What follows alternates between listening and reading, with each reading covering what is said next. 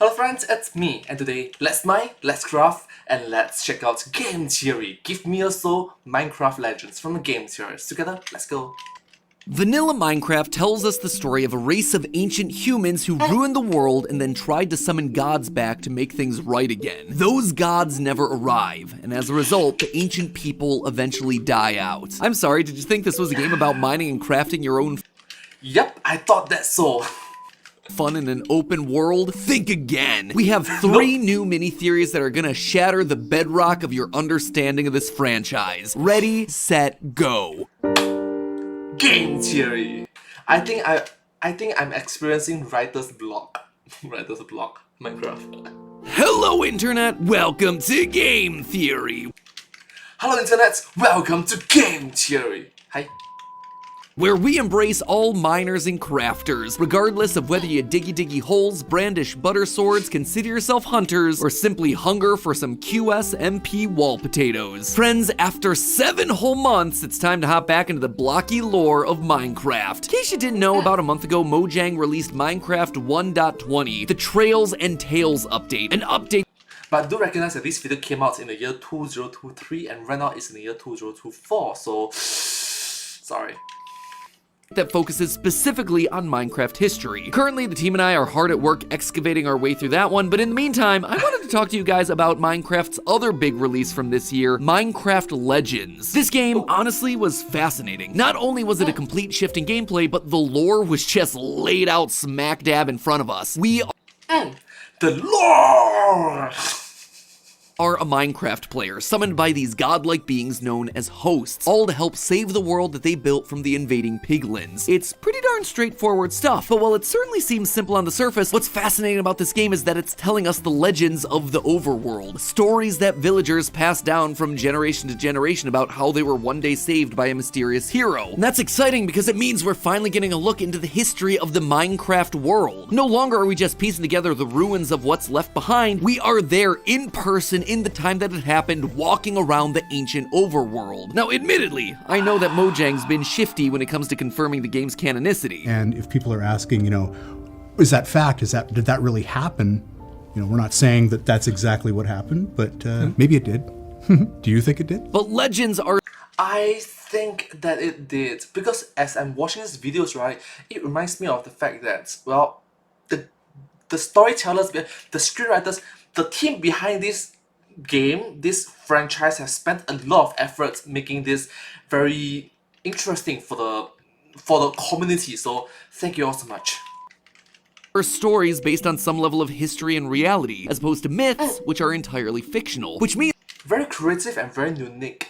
that even if there's just a tiny grain of truth within this game, it shows that we've been on the right track for the past 4 years. So today, I'm gonna run you through a collection of 3 mini theories that I found while playing through this thing. Some that confirm suspicions that we've had in the past, and others that open up a whole host of new questions. So grab your legendary loot, my friends. We've got ourselves an overworld to save. Or should I say destroy, considering theory number 1, ancient builders caused the downfall of the overworld. The characters that we play as in Minecraft Legends are undoubtedly the first of the ancient builder civilization that we've spent the better part of 4 years theorizing about. We see them at the start of the game mining away, having built a settlement until they're summoned away by the hosts to save the overworld. Of course, we do what the game tells us to do and drive back the piglin threat, but then we never really head home. The hosts don't send us back to where we came from to continue our old life. We're not needed here anymore, and that's a good thing. It is time for a new adventure for us. There are endless worlds out there, waiting to be explored. Change blows in the wind, friend. Where will it take you? Good luck. Good luck. Good luck. They decide that thanks to us, they aren't needed anymore, and so they go off on a new adventure, leaving us completely stranded. First off, not a great look for these quote-unquote benevolent gods to just take a vacation and not even offer us a ride home, but secondly, I get that we saved the overworld and that these mobs now think of us as a hero, but a hero is very different from a god. These guys literally brought the overworld into being. These golems helped us shape the overworld. All I can do is bash a piglin with a sword and sketch my face into the side of a mountain. Impressive. But having said that, it's very impressive and it's incredible. Very incredible. To be sure, but it is far from being a god. Leaving premise behind, though, isn't just a bit awkward, it actually causes one of the biggest issues that we've been talking about in Minecraft from the past couple years: over-harvesting of resources and destruction of the environment. Think about it. We have now been stranded alongside a few other ancient builders, left to rebuild our entire civilization and livelihood. That means that we need materials, and lots of them. We begin carving up the mountainside, chopping down the forests in order to make our homes, and before you know it, these exotic animals like the brilliant beetle or the regal tiger have lost their habitats and end up extinct by the time we get to vanilla Minecraft. And those are just the lucky ones. We also need food, and so just like in vanilla, we hunt what's around us. But instead of the usual cows and pigs, we find ourselves animals like the big beak, and we continue to hunt them to extinction. Hence why all these animals aren't appearing in vanilla later. And this is all before we even begin to talk about repopulating, which multiplies the issues further. More people. Oh, so they were hunted to the point in which repopulations wasn't able to keep up, thus leading them to be endangered and extinct. Means more housing, more resources, and if you happen to have an abundance of a certain resource in your area, it means you suddenly start to trade, leading to the harvesting of more resources to sell for profit, especially rare and valuable ones. In Minecraft Legends, diamonds, iron, copper, and coal are literally everywhere, just right there up on the surface of the world, no digging required. But when we get to vanilla Minecraft, we gotta dig to at least Y level 14 to find diamonds. And even then, it's pretty darn scarce until you get to the -50 range. We clean this place out, all in the name of trade. It works so well that even the villagers stopped just giving away their items in community chests like they do in Legends and picked up the bartering system for themselves by the time of vanilla. And that isn't even the worst part. Minecraft Legends is shown to be a land of peace, tranquility, balance before the piglins arrive. Everything is working together in perfect harmony. Heck, a zombie literally gives a flower to a villager with no desire to eat its brains. Would we Wait, that's actually possible? How?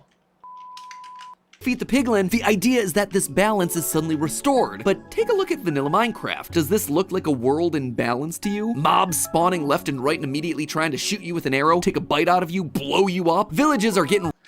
Yeah, they want you dead. They want you very dead. raided by zombies, the exact same zombies that used to offer them flowers. There is no peace and tranquility in this world anymore, so what happened? What changed? We did. Throughout Minecraft Legends, we see the effect that our mere presence is having on the surrounding mobs. Look! How did they learn to fight? By watching our hero. Once they've gained the desire to fight, it never leaves. You can't put the genie back in the bottle. And this is made abundantly clear thanks to one mob in particular, the Illagers. As we've always Nepa makes a very good point. You can't put the genie back into the bottle. The genie grant wishes. The genie can solve the genie can solve the current situations, can provide a solution to the current problem, but it unfortunately leads to further problems, which requires modern solutions. suspected these guys just started out as plain old villagers, minus some melanin. But we now have actual confirmation that it was us that caused them to turn into what are now known as the Illagers. Just like other mobs in the game, they see us fighting for peace and they want to join into the fight, much to the sadness of the hosts. No, others already fight to defend this world. You don't have to. We cannot stop this. We must respect their choice. The hosts then craft for them their very first axes, so they can fight right alongside us. But when we save the day and the fighting stops, the Illagers don't seem completely at peace. Their lust for violence remains. This is what leads them to idolize the ancient builders, the ones who showed them the way. And when the ancient builders eventually disappear, they do everything in their power to bring them back. So us saving the overworld ends up feeling more like conquering it for our own gain. And while that is very clearly a bad thing in this game, that's not always the case, especially when you're talking about friendly competition, which is a very good point of saying it is a very sharp double-edged sword. It can help, but it can also harm. Segue to me asking you to join me in conquering another game, the sponsor for today's video, Watcher of Realms. Watcher of Realms is a brand new next-gen fantasy game with a few interesting tricks up its sleeve to make it stand out in a sea of mobile RPGs. Like a huge variety of battle modes, ranging from tower defense to tactical RPG. Heck, there are even boss battles in this thing. In Watcher of the Realms, strategy is the key to winning. Battles can be controlled in real time, so dispatching the right heroes at critical moments is crucial. Whether you're fighting thousands of incoming demons or teaming up with your guild to take down dragons, to win the day, you'll be forced to mix and match different heroes to unleash powerful combo effects. And there is plenty of mixing and matching to be done here. There are over 100 unique heroes in this game, each with a beautiful 3D design that uses the latest in motion graphics and facial capture technology. And, of course, each hero comes packed with their own lore. Each of the 100 heroes... Let me try it. The lore! Heroes has their own backstory that ties into the overarching narrative of saving the mystical continent of Tia. And best of all, you are able to get in on the ground floor of this thing. In celebration of Watcher of the Realms launch, you are now formally invited to join my official online squad for their new creator competition. That's right, this thing is a tournament of champions, and we have got to defend Team Theorists' honor. In fact, they're putting me and my team of Theorists up against the one and only Jay Schlatt. How this competition works is that for each main campaign level you beat, you add a level to our team's overall score. Seriously, we can win this easily. Let's be honest, we're not gonna lose to this. I didn't mean to do that. So I need you guys to head on down to the description and click the link, or just scan the QR code that you see on screen right now to join me in taking Schlatt down. And let me be clear, you will be rewarded for your efforts. If Team Theorist wins, you guys get to walk away with a load of prizes. And not just things in-game either. The top 3 finishers for both teams will be able to win special prizes like a brand new iPhone or a Nintendo Switch. So if you want a chance to win those awesome prizes, all while helping to carry Team Theorist to victory, head on down to the description and hit the link, or just scan the QR code on screen to download the game on iOS or Android. Sign up today and join me in taking down my YouTube rival. You don't recognize that MadPat's face is the one that they use for the style theory, in which it's identically. So it's just, if you recognize MadPat is like, that face is identical. So look at my face right now. You notice that left and right is a bit different. Like one is brighter and one is darker. One have more hair, one have lesser hair. There's pimple over here. You see, here, these are the people. It makes my face look human. So, yeah, ta-da! But for now, back to Minecraft Legends and theory number 2, lapis is life. Lapis lazuli has always been a bit of an odd material in Minecraft. You have to dig quite deep underground to find it, and unlike iron or gold or diamonds, it can't really be used to make armor or tools. Instead, it's used to enchant other items with magical powers. But Minecraft Legends actually takes it a step further. One of the major mechanics of the game is building spawners that'll allow you to summon mobs to use in battle. Within this case, burn the flames of creation. The flames will call upon friends to fight by your side. Now, spawners themselves are nothing new. We've had them in vanilla Minecraft for years. Cages with a fire in the middle that'll spawn countless versions of a particular mob. But in Minecraft Legends, we can also sacrifice raw materials like stone and wood and create golems like you see in the game. We are literally creating life from nothing. Inanimate objects, raw materials, things that shouldn't be alive are suddenly alive because of us. And what... So you can create life. Wow. was the price of creating that life? None other than a couple pieces of lapis. Lapis dropped by the piglins can be used to fuel your spawners. Collect the lapis to keep your fires burning. This stuff isn't just magic, it is literally life-giving. But hold on, did he just say that lapis is dropped by the piglins? That's not what happens in vanilla Minecraft. Lapis is usually just a resource underground. This change has to mean something important, and I believe that it does. I believe it tells us exactly what gives lapis its life-giving powers. Unlike most other resources in Minecraft Legends, lapis is actually scarce. While you can certainly get some from the villagers' community chests, implying that just like in vanilla it's a resource that can be gathered, we don't actually have lapis ore just lying around the world like we do with iron and diamond. Instead, our primary method of collecting lapis is killing piglins. In Legends, piglins are the only mob to drop lapis, and that's notable because they're the only mob that we are actively going out of our way to kill. It cannot be just a coincidence that when you kill these mobs, you gain an item that allows you to bring life into the world. Even in real real history, ancient Sumerians believed Lapis housed the souls of gods. That is what I believe Minecraft Legends is trying to tell us about Lapis. It's not just magical, it is powered by the souls of the monsters you slay, now able to be recycled to bring new life into the world. It's a vicious cycle of life and death. We kill piglins, we get Lapis, we use Lapis to summon more mobs to kill more piglins, and it goes on and on and on. And it goes on and on and on and on.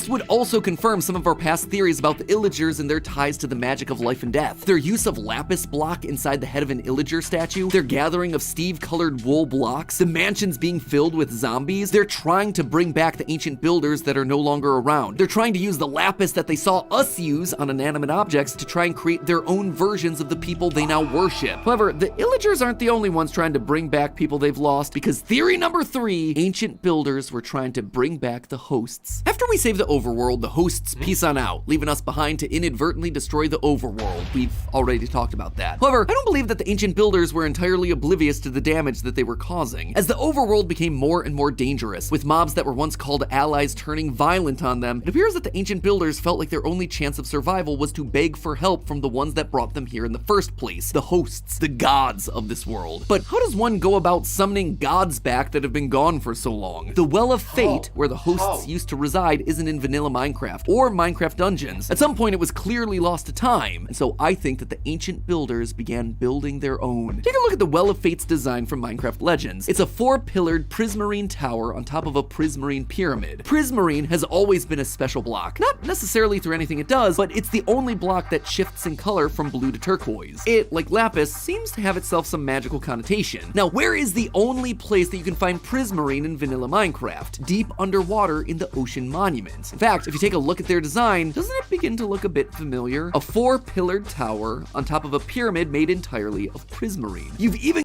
Wait a minute, that's actually quite true. got other little structures around the pyramid, just like the improvement towers that you can build out of prismarine in Minecraft Legends. I suspect that the ancient builders took the prismarine that they were holding on to for years and built monuments to these long gone gods, where they could pray, they could worship, they could call on them for salvation. These gods came from a tower of prismarine. It was intrinsically connected to them, so surely building an entire temple monument to them out of the exact same stuff would get their attention. They even took some of the gold that they'd kept as the spoils of their war against the piglins and put it inside these monuments as an offering to these gods, just like I talked about in one of my earliest Minecraft theories. Ultimately though, their plan failed. The hosts didn't hear their cries for help. They never returned, and things only got worse and worse from there. The ocean monuments would eventually be swallowed up by the sea, and so as a final line of defense, they built the Guardians out of the same supernatural prismarine the monument itself was built from, in order to protect these now abandoned houses for the gods, in the hopes that maybe, just maybe, the hosts would be able to come back and use them as a portal to one day come and rescue them from all the dangerous mobs that had conquered the overworld. But that day, it never came. Slowly but surely, the ancient builders died out, leaving behind only fragments of their history in the ruins that we can find in vanilla, and the stories told by villagers of an ancient race that once upon a time were considered to be the heroes of that story.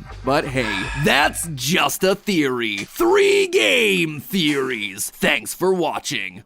And if you want even more Minecraft lore, you can always go back and watch the entire playlist that's just full of this stuff. Or if you fancy yourself some strange Minecraft food science, there's our episode over on food theory to figure out whether Dream could have actually killed Tommy Innit using a potato. As always, my friends, don't forget to subscribe, because I want to see you next week. Well, thank you all so much for watching this video. I hope you find this video quite interesting to watch. Very interesting that the game developers have put in so much effort into the game lore. So much respect to you guys. You guys did a great job. Thank you. Thank you to all of you. But hey, that's just a theory. But hey, that's just 3 game theorists. Thanks for watching. Thank you.